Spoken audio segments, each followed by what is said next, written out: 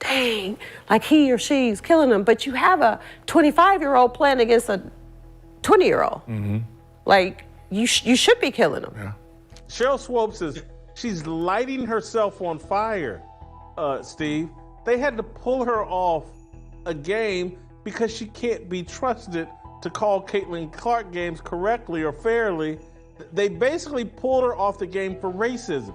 You're too much of a bigot to call Caitlin Clark games. That said, Caitlin was, 25 years old. She was, 24 years old. She was a fifth-year senior. Right. She was taking 40 shots a game. Her records were illegitimate. And I got off the treadmill and I called her as a friend. And I said, you can say whatever you want. You can have your own opinion about anybody. Just hours before tip-off, Sheryl Swoopes vanished. The WNBA pulled its Hall of Fame commentator off the broadcast. No warning, no statement, just gone. Why? Because the league had finally peeled back the curtain on what fans were whispering for weeks. This wasn't commentary, it was sabotage. Swoopes didn't just shade Caitlin Clark, she waged a passive-aggressive war. And when the league's crown jewel kept breaking records, Sheryl's silence grew louder. But of course, when the receipts dropped, someone panicked. Was this a rightful check on toxic bias, or a cover-up for a deeper, dirtier agenda? According to Swoopes, she used her extra year of eligibility. So is that true? Well, a simple search would show Clark has only played 3 years. Let's get this part out of the way. Sheryl Swoopes didn't just criticize Caitlin Clark. She dismissed her, undermined her, gaslit the stats, rewrote history, and then, when cornered, accused everyone else of being delusional. And it didn't stop at analysis. After Diamond DeShields nearly decapitated Clark with a blindside hip check that went viral for all the wrong reasons, Swoopes logged into social media and posted this cryptic sermon.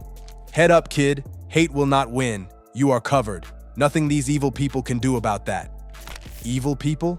A subtle jab? Please. At this point, Sheryl's jabs are so obvious they come with ring lights. This wasn't a one-off. When Clark won Player of the Week honors after averaging 22 points, 8 assists, and setting a rookie 3-point record, Sheryl's co-host gave her props live on air. And what did Sheryl do? Sat there, jaw tight, brows twitching, silent. Like someone asked her to praise her ex at their wedding. It was giving mute button malfunction, but we all know it was willful. The message was clear. If it's Caitlin, I'm not clapping. Before we proceed, like this video if you think the refs are unfair to the Fever, comment if you disagree, and don't forget to subscribe. That's why when the Indiana Fever faced the Dallas Wings, a matchup drenched in storylines, the WNBA stepped in and said, "Yeah, Sheryl, not tonight." They pulled her from her usual commentary duties and replaced her with Nancy Lieberman and Ron Thulin, a broadcast duo known for doing the job without getting passive-aggressive on air. Because the last time Sheryl had a mic and Clark had a spotlight, we all got a TED Talk in resentment. So if Kelsey Plum set that record in 4 years, well, Caitlin should have broke that record in 4 years. But because there's a COVID year and then there's another year, you know what I mean? So she's already had an extra year to break that record. So is it truly a broken record? Once more, a simple search would show this. Caitlin Clark is not 25. She's not the elder stateswoman rather. On January 22nd, her birthday, she turned 22. Normal in collegiate hoops. At this point, considering the lengths Sheryl Swoopes has gone to deceive the truth, it feels like she just flat out despises Caitlin Clark. If Sheryl Swoopes had just said, "I'm not sold on Caitlin's game," we'd be fine. That's fair game. But instead, she launched a full disinformation campaign. First, she claimed Clark spent 5 or 6 seasons in college, suggesting she had all the time in the world to chase Kelsey Plum's scoring record. For the record, Clark played 3 full seasons and a COVID-shortened freshman year, less than Plum. But Sheryl wasn't done. She argued that the record wasn't legit because it wasn't broken in the same number of seasons it was set in. What? Is this basketball by Fibonacci? Dang, like he or she's killing them. But you have a 25-year-old playing against a 20-year-old. Like, you should be killing them. Yeah. It only got more ridiculous. Sheryl told the world Clark was 25 years old, a full 3 years older than her actual age of 22. Imagine calling a rookie a senior citizen just to downplay their dominance. That's not analysis, that's sabotage. At every turn, Sheryl takes bent reality into convenient shapes. And what's even wilder, her confidence. She said it all like it couldn't be fact-checked, as if Google was on vacation. And the lies didn't stop at age or stats. When Clark broke record after record, when arenas sold out, when TV ratings jumped 200%, Sheryl still couldn't say her name. Instead, she told fans Indiana would have made the playoffs with or without Clark. Mind you, this was a team that won 5 games total last season. But suddenly, without Clark, they're playoff bound? This isn't basketball commentary. It's revisionist fan fiction. Problem is, she's the one that brought her professional objectivity into focus by her own behavior. What possible excuse could you have talking about the Indiana Fever and nary a mention of Caitlin Clark? How is that possible? How's that possible? You know what Indiana was before she arrived.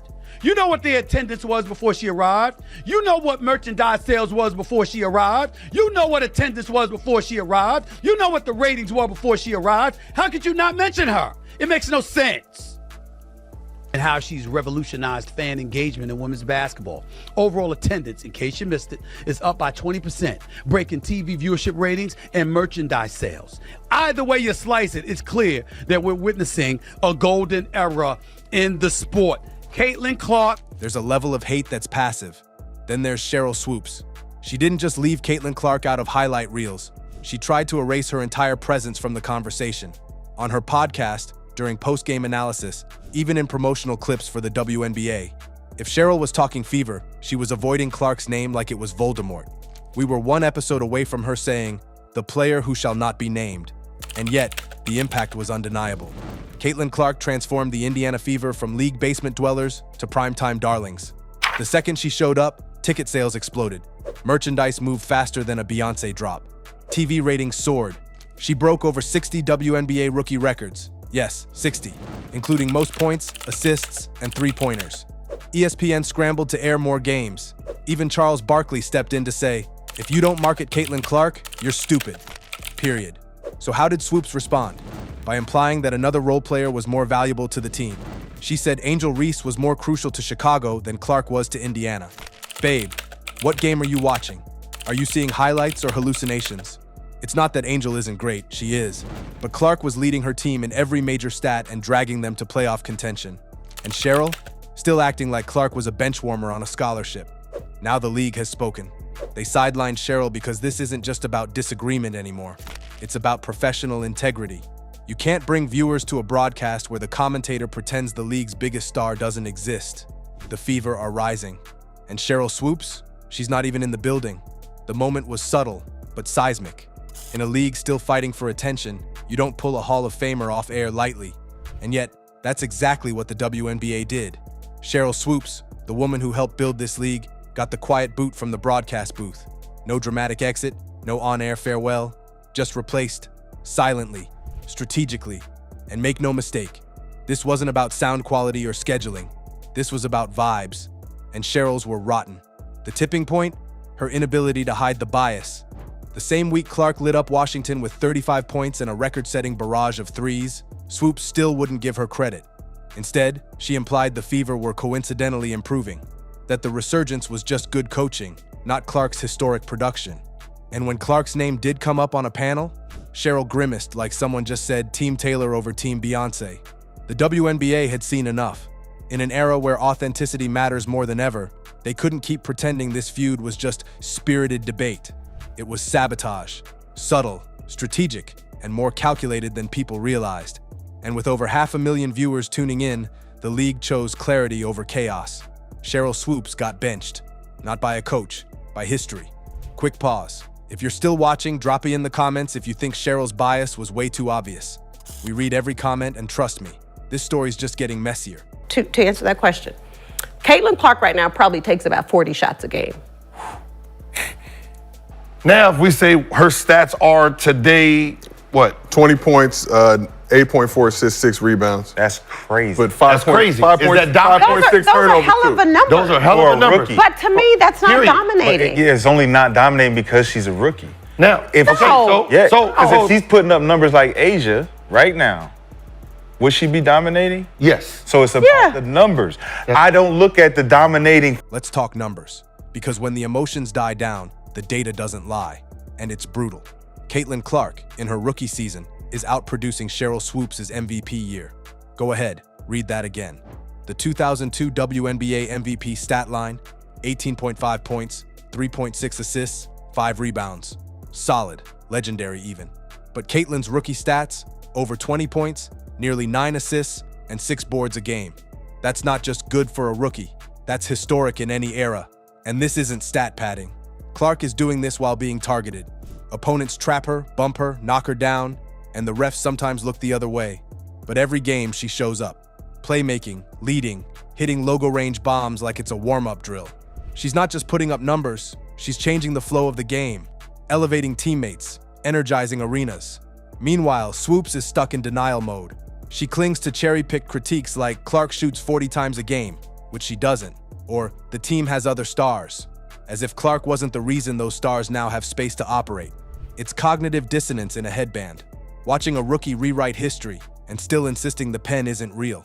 At some point, you have to wonder, what hurts Sheryl more? The stats that shatter her legacy, or the spotlight that refuses to swing back to her?